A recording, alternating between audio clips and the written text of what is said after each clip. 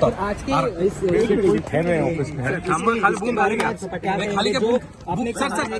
जो उन्होंने लेटर दिया था, आज स्पीकर का टाइम बर्बाद हो गया। सुबह उन्होंने एप्लीकेशन फाइल किए, फिर एप्लीकेशन विड्रॉ किए। इतना बहस करने के बाद, इतना चिल्लाने के बाद फिर भी वो विड्रॉ कर लिए। उन्होंने मांग की थी कि हम इलेक्शन कमीशन के जो कुछ अधिकारी हो गए उन्हें यहाँ पे लाओ, उनका क्रॉस हम करेंगे। उनका क्रॉस नहीं करेंगे, उनको एक दस्तावेज चाहिए था उनसे, एक दस्तावेज सिर्फ प्रोड्यूस करने के लिए, गवाह देने के लिए, गवाह बनने के लिए नहीं। शिवसेना के जिन सीनियर लीडर्स ने लेटर सबमिट किया तो वो बाद में दिखाई नहीं दिए। क्या आर्ग्यूमेंट थी उस मामले में आपकी? कौन सा?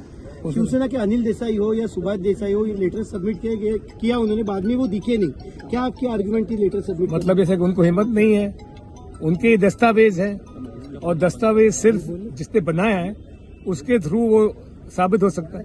यदि वो कोर्ट में नहीं आते हैं और विटनेस वो सबूत नहीं देते हैं उनके दस्तावेज पे, तो वो दस्तावेज हम तो कहेंगे कि फर्जी है। सर, एकनाथ शिंदे जी का जो ईमेल एड्रेस है उसके बारे में बहस हुई। आपने जो यहाँ की जो डायरी है वो दिखाई है, उसमें उन्होंने कहा कि ये ईमेल एड्रेस जो है ये एमएलए बुकलेट में, जिस बुकलेट में हर एमएलए का पता और ईमेल आईडी होता है, रखते हैं, उसमें से हमने निकाले। तो हमने बताया कि ये तो 22 का डॉक्यूमेंट था, 22 में ये बुकलेट था, 22 में एकनाथ शिंदे के नाम के अगेंस्ट ये ईमेल आईडी नहीं है और दूसरा ईमेल आईडी, तो ये कैसे दिए उन्हें?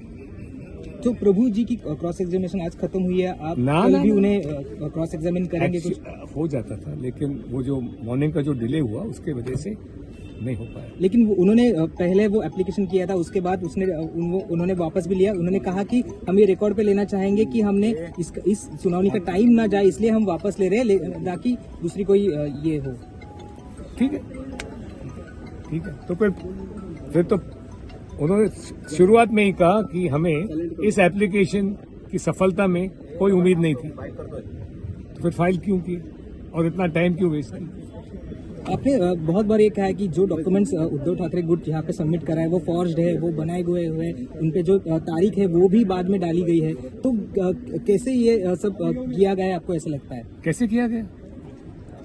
बुरे नियत के वजह से किया गया और सत्ता अपने हाथ में रखने के लिए किया गया। जो ओरिजिनल डॉक्यूमेंट है, जो उन्होंने कहा कि हमने इलेक्शन कमीशन को वो सबमिट किया है, जिसके तो पहले क्यों नहीं किए? वो कॉपी ये जो ओरिजिनल डॉक्यूमेंट था वो उनका ही था। उनके मुताबिक ये 4 अप्रैल 2018 को जो दस्तावेज है उन्होंने ही दाखिल किया। अब ये उनको 3 मौके थे इस दाखिल को लाने के लिए, इस दस्तावेज को लाने के लिए। पहले अपने डिस्क्वालिफिकेशन पिटीशन में नहीं है, फिर सुप्रीम कोर्ट में उद्धव ठाकरे ने अपील फाइल की। ये तो यदि ये डॉक्यूमेंट सच्चा है तो बहुत महत्वपूर्ण डॉक्यूमेंट है, वहां पे भी नहीं पेश किया। फिर रिजॉइंडर, हमारे रिप्लाई के बाद रिजॉइंडर में भी उन लोग ने ये डॉक्यूमेंट पेश नहीं किया। ये कैसे होता है? इसका मतलब क्या? हम सब ये सवाल क्यों पूछते हैं कि भाई आपने अभी बनाया, 3 मौके थे जब ये डॉक्यूमेंट को पेश करना कोर्ट के सामने बहुत अहम था आपके लिए, फिर भी आपने नहीं किया।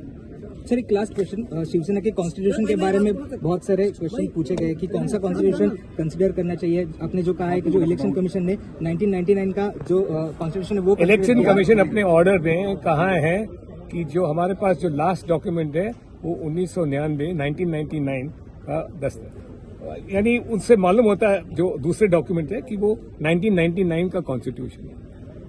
लिखा नहीं है, लेकिन वो दस्तावेज जो है वो ही उनके पास है, वो सबमिटेड कॉन्स्टिट्यूशन जो है वो उनके रिकॉर्ड पे, उसके बाद और कुछ नहीं। स्पीकर ने टाइम भी लिया था कि कौन सा डॉक्यूमेंट रिकॉर्ड पे लेना है। 2018 का जो अमेंडमेंट ठाकरे गुट कर रहा है कि हमने किया था और वो इलेक्शन कमीशन को भी सबमिट किया था, तो स्पीकर कौन सा कंसिडर कर सकते हैं, 18 का कर सकते हैं या जो इलेक्शन कमीशन में रिजल्ट? सुप्रीम कोर्ट के मुताबिक तो वो तो सिर्फ जो इलेक्शन कमीशन के रिकॉर्ड पे है, सिर्फ उसको वो कंसिडर कर सकते हैं और दूसरे डॉक्यूमेंट को नहीं कर सकते। Thank you sir, thank you so much.